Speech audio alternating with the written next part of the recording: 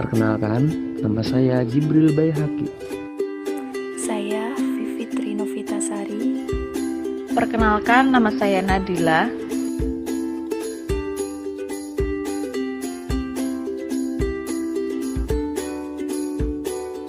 Assalamualaikum warahmatullahi wabarakatuh. Saya akan menjelaskan materi dengan tema sejarah dan pengalaman keagamaan dan kaitannya dengan sains modern.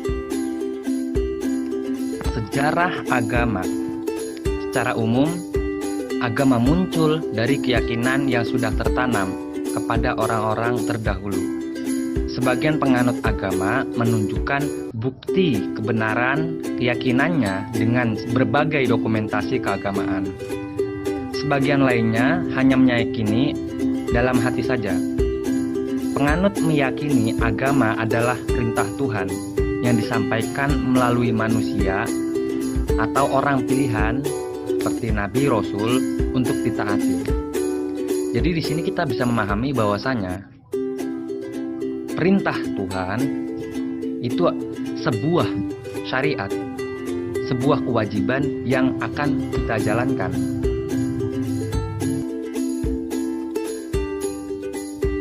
Sejarah pengalaman agama sehingga mempengaruhi kehidupan manusia.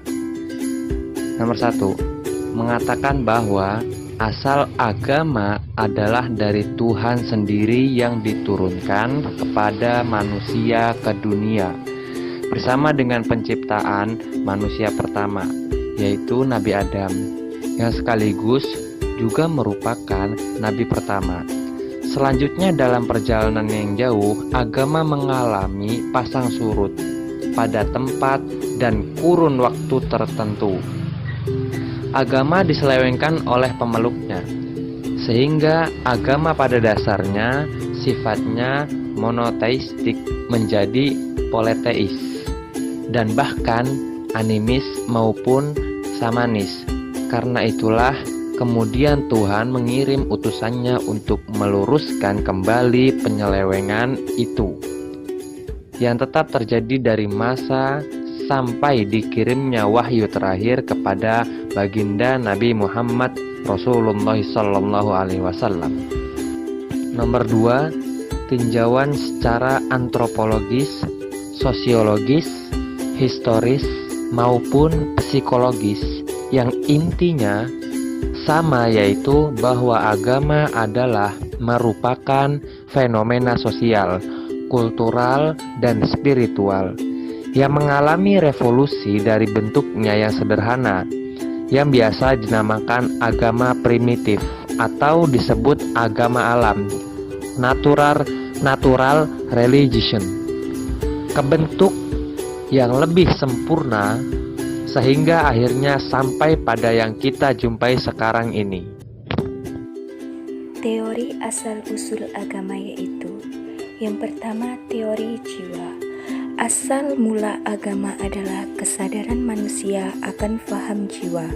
Pada tingkat tertua, di dalam evolusi religinya, manusia percaya bahwa makhluk-makhluk halus itulah yang menempati alam sekeliling tempat tinggal manusia.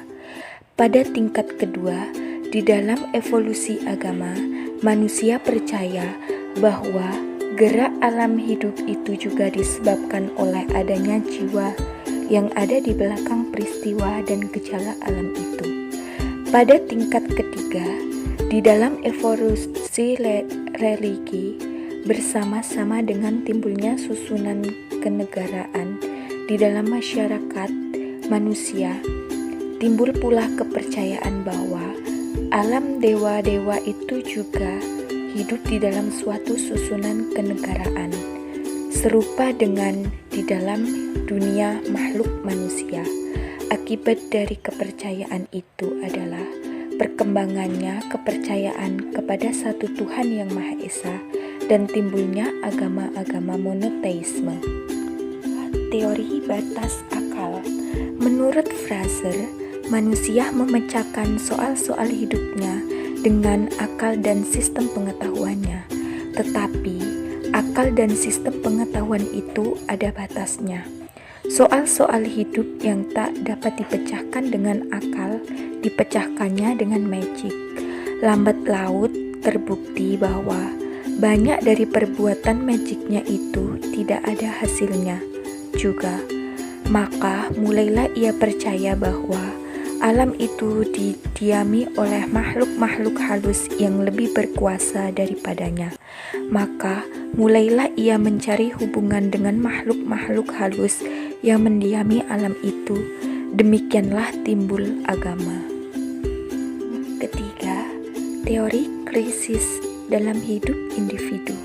Menurut Pesages, dalam jangka waktu hidup manusia mengalami banyak krisis, seperti bencana-bencana, sakit, dan maut. Tak dapat dikuasainya dengan segala kepandaian, kekuasaan, maka manusia butuh melakukan perbuatan untuk memperteguhkan imannya dan menguatkannya. Yang keempat, teori kekuatan luar biasa. Marx mengajukan anggapan keagamaan timbul karena suatu perasaan rendah terhadap gejala dan peristiwa yang dianggap sebagai biasa di dalam kehidupan manusia. Alam tempat peristiwa yang luar biasa dianggap Marx suatu kepercayaan yang ada pada makhluk halus dan ruh. Dengan kata lain, sebelum ada kepercayaan animisme, itulah sebabnya bentuk agama yang diuraikan Marx sering disebut praenisme. Yang kelima, teori sentimen kemasyarakatan. Teori ini berpusat kepada beberapa pengertian dasar, yaitu yang pertama, makhluk manusia pada waktu itu pertama kali timbul di muka bumi. Mengembangkan aktivitas religi itu bukan karena ia mempunyai bayangan-bayangan abstrak tentang jiwa atau roh dalam alam pikirannya, yaitu suatu kekuatan yang menyebabkan hidup dan gerak di dalam alam, melainkan karena suatu getaran jiwa, suatu emosi keagamaan yang timbul di dalam alam jiwa manusia dahulu karena pengaruh suatu rasa sentimen kemasyarakatan. Yang kedua, sentimen kemasyarakatan itu dalam batin manusia dahulu berupa suatu kompleks perasaan yang mengandung rasa terikat, rasa kecintaan sebagainya terhadap masyarakatnya sendiri yang merupakan seluruh alam dunia di mana ia hidup. Yang ketiga, sentimen kemasyarakatan yang menyebabkan timbulnya emosi keagamaan, yang sebaliknya merupakan pangkal daripada segala kelakuan keagamaan manusia itu. Tentu tidak selalu berkobar-kobar dalam alam batinnya. Yang keempat, emosi keagamaan yang timbul karena rasa sentimen kemasyarakatan membutuhkan suatu objek tujuan. Objek keramat sebenarnya tidak lain daripada suatu lambang kemasyarakatan. Yang keenam itu ada teori wahyu Tuhan. W. Smith percaya bahwa agama itu berasal dari titah Tuhan yang diturunkan kepada makhluk manusia pada masa permulaan ia muncul di muka bumi ini. Hubungan agama dan sains. Agama dan sains merupakan entitas yang sangat mewarnai bagi manusia.